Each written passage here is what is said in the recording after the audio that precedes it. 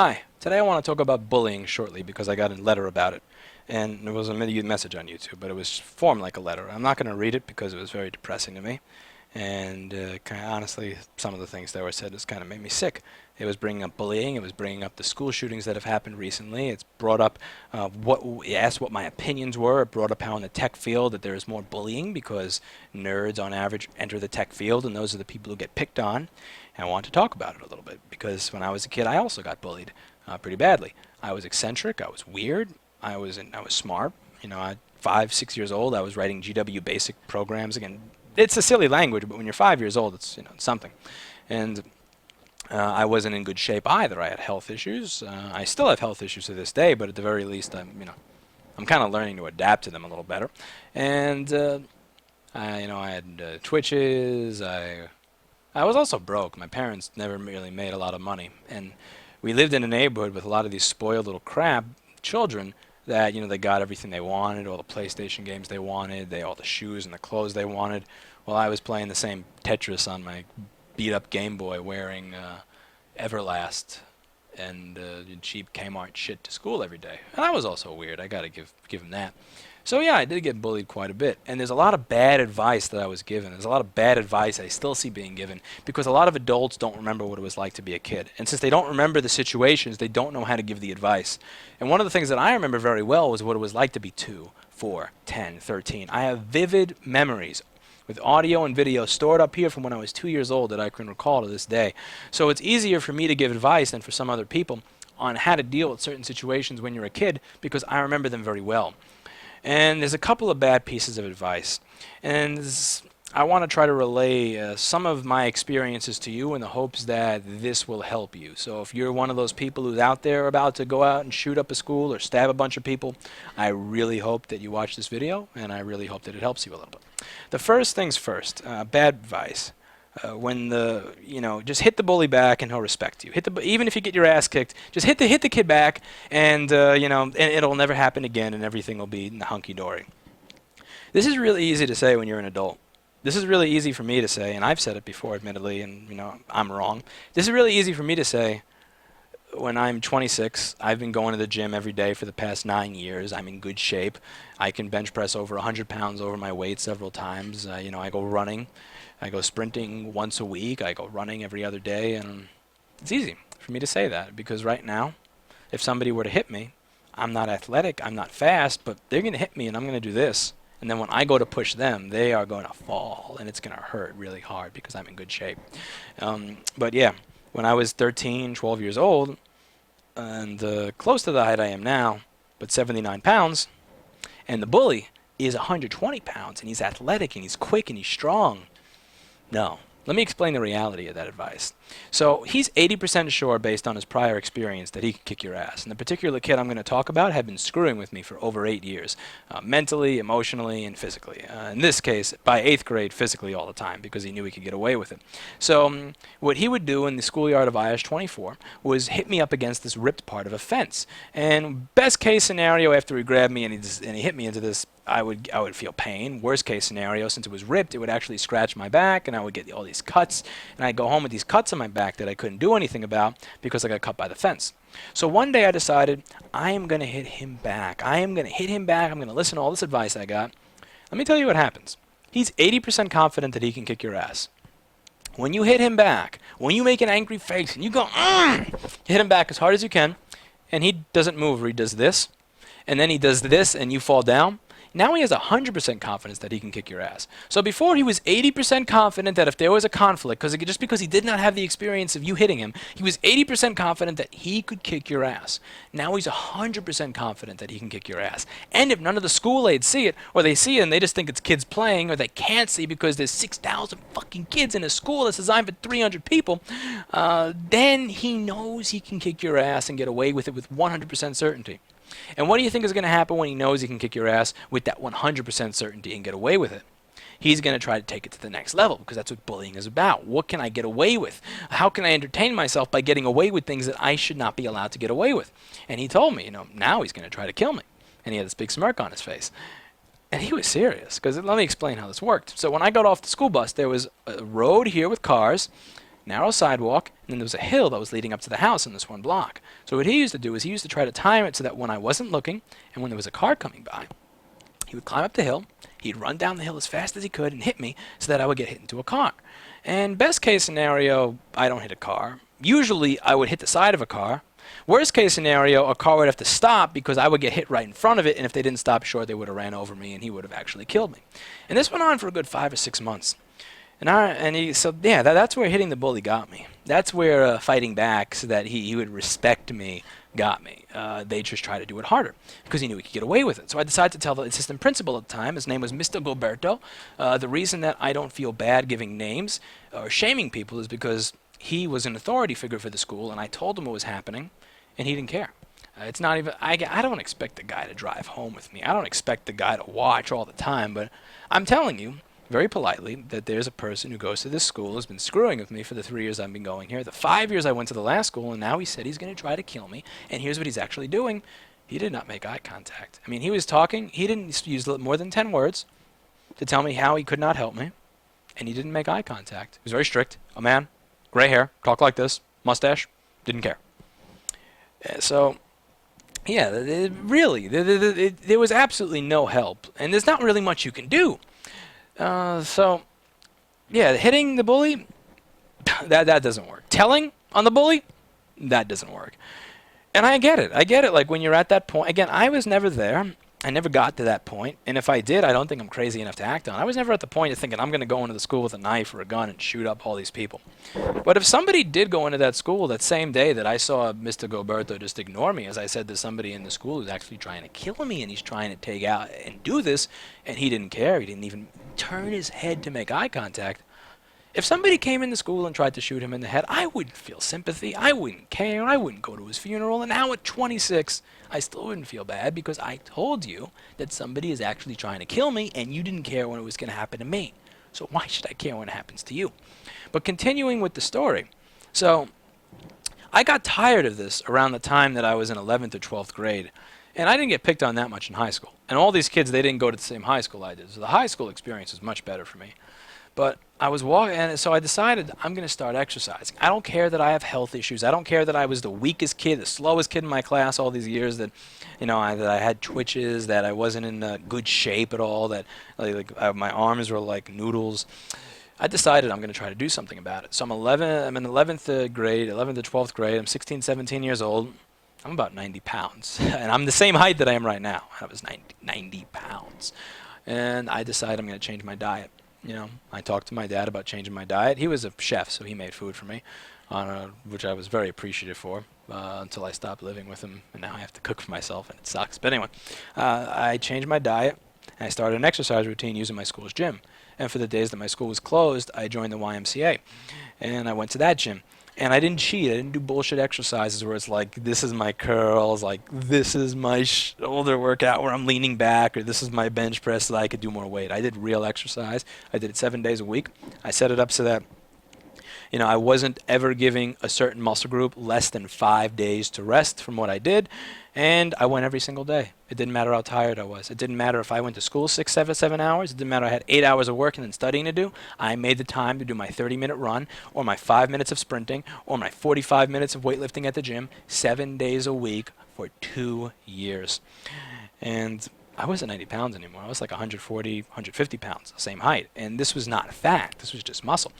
So then I was in economics class as a senior, and economics sucks. It's again, in college I'm sure it's a real course, but in high school, economics is one of those courses that they just put there so that they have something for you to do during senior year, and so they can say, look, we taught you about money and stocks and blah blah blah. It was such a bullshit course. It's such a bullshit curriculum, and I was doing what high school kids did.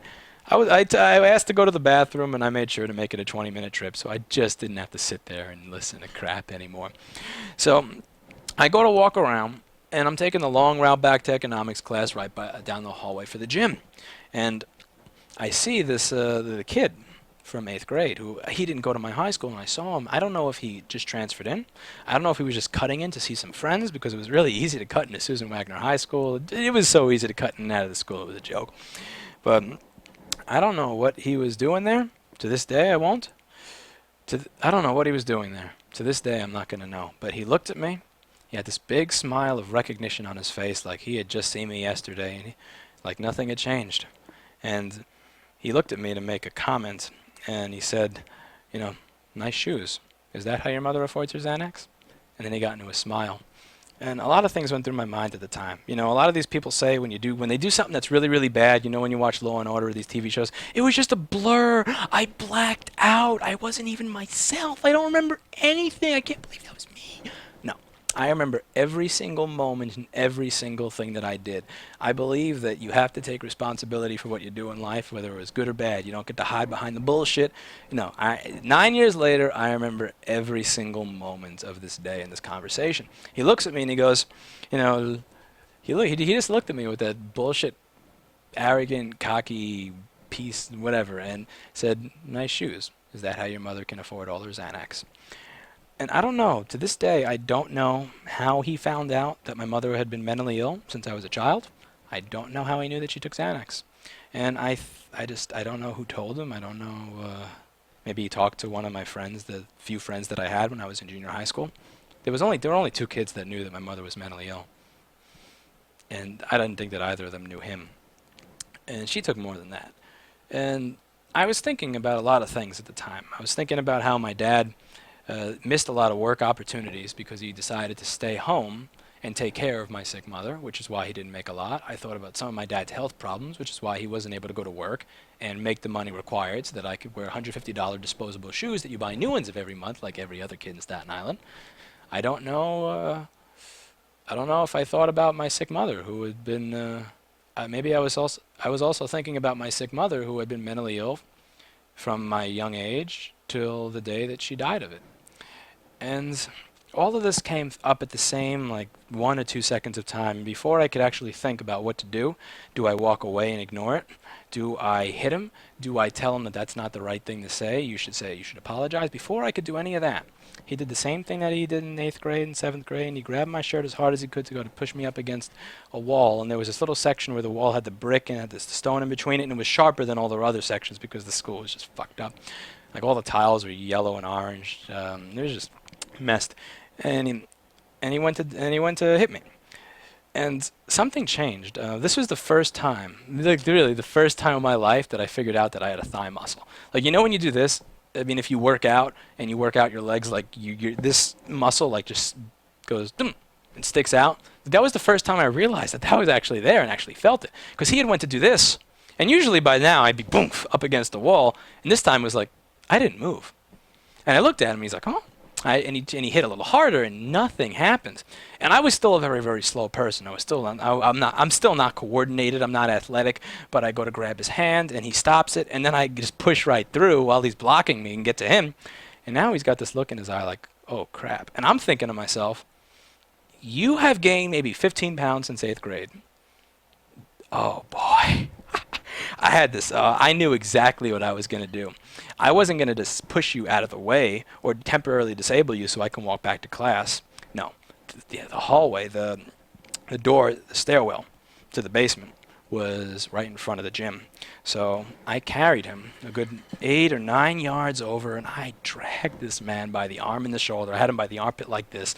I just dragged him, and as soon as I got to the end of that stairwell, I pushed the door open, and I tossed him right down the stairs. And his ankle was clearly broken. It was twisted way, way out of where it's supposed to be, and there was blood.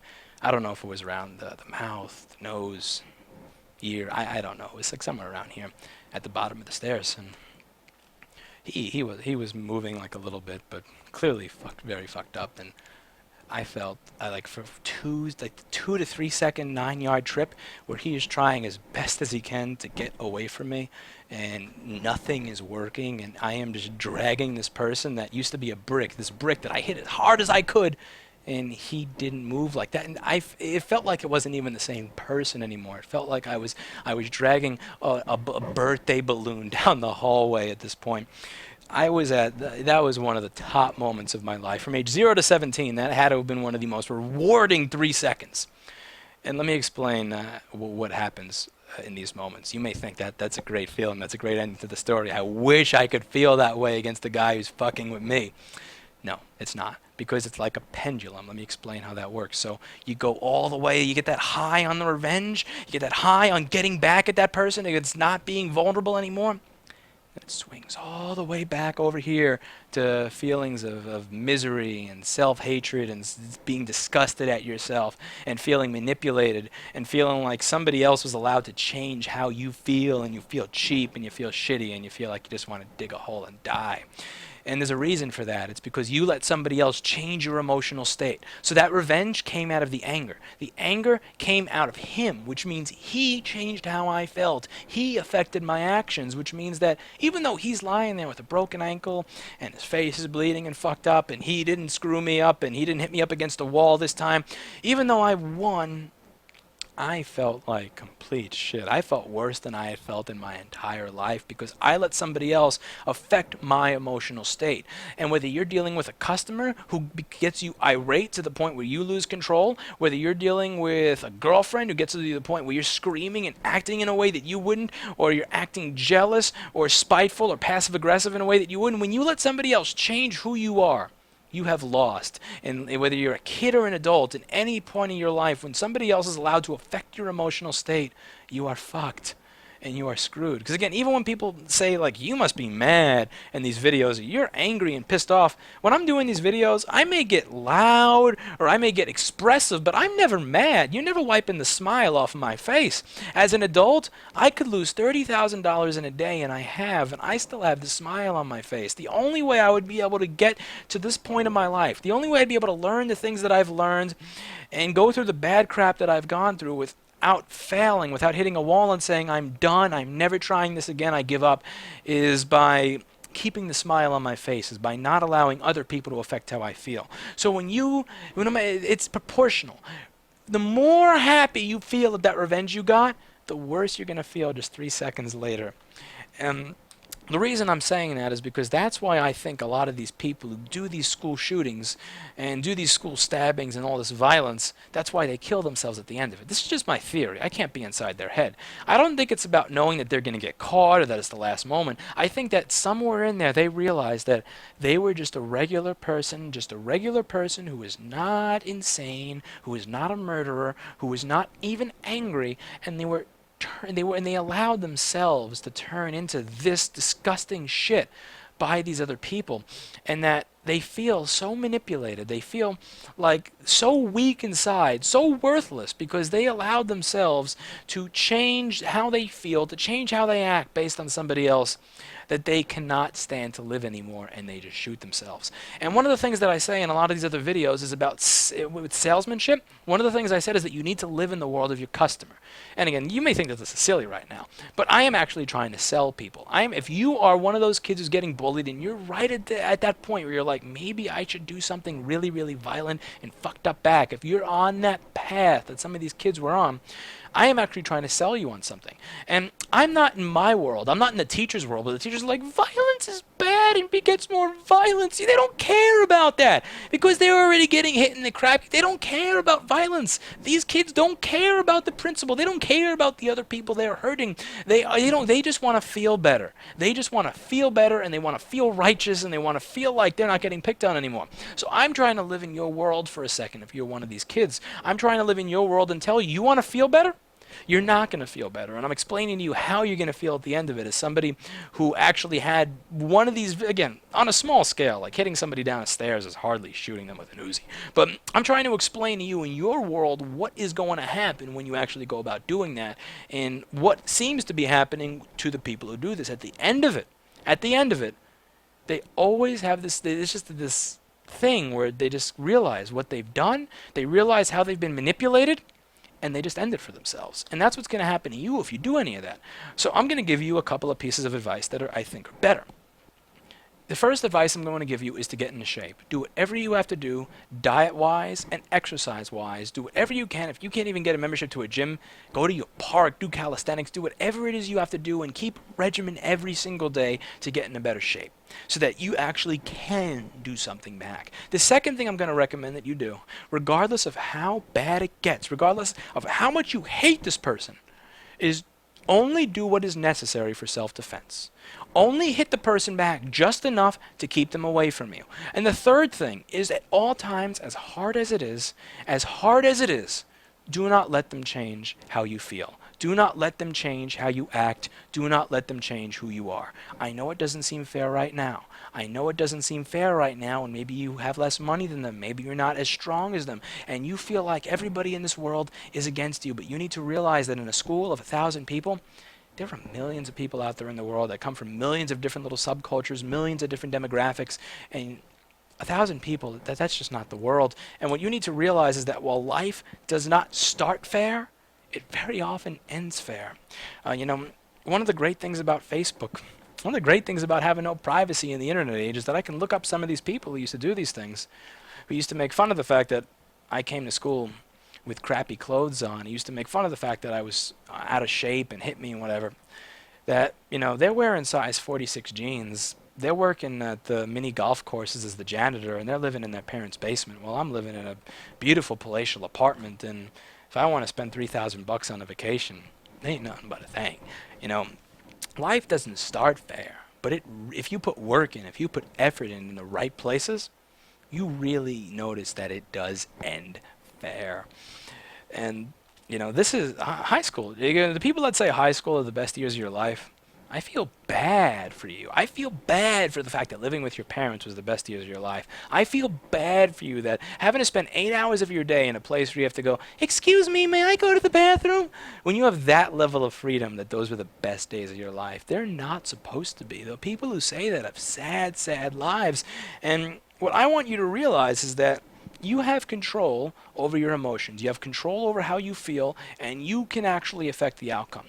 It is silly. It is silly now that as an adult that I still go to the gym every day. It is silly. Again, I'm not going to try to be an egomaniac here, but I am in good shape. Again, like if somebody tries to hit me, they're getting hurt. But it is silly because at 26 years old, the bullies that I have to deal with are not ones that I can hit back. The bullies that I have to, dealing with the IRS, when the IRS likes to do this thing, by the way, where they, if anything is, they think that anything is even slightly off, instead of just informing you of that, they just send you a fine, the maximum possible fine, assuming you did the maximum worst thing. So I'll just get a fine in the mail for $180,000, something that, their paperwork that they lost. That's a bully. When the New York State comes in and they're like, you don't have business license numbers on your business cards, that's $500, that's a bully. When I have to deal with a customer who says, we make up 85% of your current business, here are our terms, that's a bully. And these are all bullies that I have to deal with in different ways. You're never going to stop dealing with bullies over the course of your life. So what you need to do is learn while you're young how to deal with bullies so that when you're older, you're able to deal with these bigger bullies. Because again, you can't just go to the gym and learn how to and get in better shape so that you can hit them back. It's going to be harder and harder and harder to keep your cool. When you lose $30,000 in a day because of one jackass, you are going to have, I'm telling you, it doesn't matter how hard that bully hit you when you were a kid. You're going to feel angrier as an adult when that happens, and you need to learn how to not allow bullies, or anybody for that fact, a customer, a girlfriend, your kids, your wife, your employees, your boss, to affect your emotional state. The only person who should be allowed to affect your emotional state is you. You need to learn that when you're young so that when you're older, you'll be able to deal with all these other bullies properly. Because again, a lot of people will say, oh, just be nice, you put energy into the world, and it'll come back. No. When somebody sends me a fine for $180,000, they're trying to destroy me. When somebody tries to destroy me, the only thing that I can do back is fight as hard as I possibly can to ensure that that doesn't happen. And that doesn't mean bringing a knife to school or bringing an Uzi up into the IRS and going, no, that means allowing myself to remain calm, figuring out the best thing to do in the situation, to not sit down or bend over and let them sodomize me, and then to react properly. It's just the way it is. You don't, it's the same thing with jobs. People will tell me, I get paid $9 an hour. What do I do? And I will tell them, well, tell your boss that you are here's why you're worth this. Here's why you want more responsibility and feel like you're worthy of making more money. And tell them if they don't listen to your demands that you're going to quit. And then they follow it and they say that they got yelled at. So then I'll say, okay, well, Then if they yell at you, you need to scream at them back. And they'll go, oh, I can't scream back at them. I can't yell at my boss. Oh, what do you know? I'm like, okay, well, you're just going to get shit on for your entire life. You're going to get $9 an hour even though you're administrating server rooms or you're doing motherboard component level repair, because that's just the way the world works. As long as you let other people crap on you without making any effort to change it, the world will shit on you and you're stuck. So hopefully this video has helped. Hopefully you've learned something, and hopefully for those of you that actually are on the edge, if you are actually watching this video, if you are actually at the point where you're about to bring a gun into a school, I'm not going to try to sell you a bunch of bullshit. I'm not going to try to sell you on why violence is wrong, because again, you don't care that violence is wrong at this point, because nobody cares about the violence that's being done to you. I'm not trying to sell you on not doing this shit because violence is wrong, even though it is, and all that other stuff. I'm trying to sell you on how bad you are going to feel, how silly, how sad, how disgusting and empty, like as a person with no identity, how you're going to feel when you let somebody else bring you to this, when you let somebody else affect your emotional state. You're going to be like, you think you're going to be like, I got you all now, but no. You're the one standing there doing this fucked up crap that you would have never done before. You're the one who is going to inflict all this pain onto all these people. You're the one who is feeling this. You're the one who's having his strings pulled, and that is truly that. Again, no matter how good you feel, it is proportional. No matter how good it feels to get that revenge, it will be equally and proportionally in the opposite direction, just how bad, just how shitty, just how crappy you feel. And if you don't believe me, just do the research on all the other people who do all this fucked up shit, and what do they do at the end of it? They kill themselves because they know, because they feel that bad about everything that they did. And it's not because they knew they were going to get caught. It's not because they knew at the last minute that I'm just going to go to jail or whatever, blah, blah, blah. No, it's because they feel like an empty, worthless sack of crap. And that is what you become when you let other people affect your emotional state. Bullying is still a real problem to kids. And there are still a lot of people out there that give a lot of bad advice. There are still a lot of bad principals out there like Mr. Gilberto that give no advice. There are still a lot of adults that don't care about helping. They just don't care. They like to give these blanket excuses on how it's all going to be okay, or you're going to be older one day, and oh, they're just going to pick on you anyway, so there's nothing you can do, or oh, you shouldn't hit back because that's wrong, or oh, if you just hit them back once, they're not going to do anything. And again, they live in this silly fairy tale world with lollipops and bullshit, and that is just not how the world works. And this is all really bad advice that's going to wind up hurting a lot of kids. So try to actually do something about it. If you see that somebody is actually getting bullied, try to talk to them about the solutions that are actually going to work. Try to, don't avoid it. Don't just think that as they get older it's going to get better, because there are people like me where I learned on my own how to deal with it, and I became successful as an adult, and I didn't carry it with me and become a drug user or an addict or one of those people who goes into a school and shoots it up, or grows into, joins a gang and becomes violent so that they can defend themselves. But there are a lot of people out there where they're not going to be so lucky, and they really do need your help and your guidance, and they need to be treated like real human beings. So please go ahead and do that.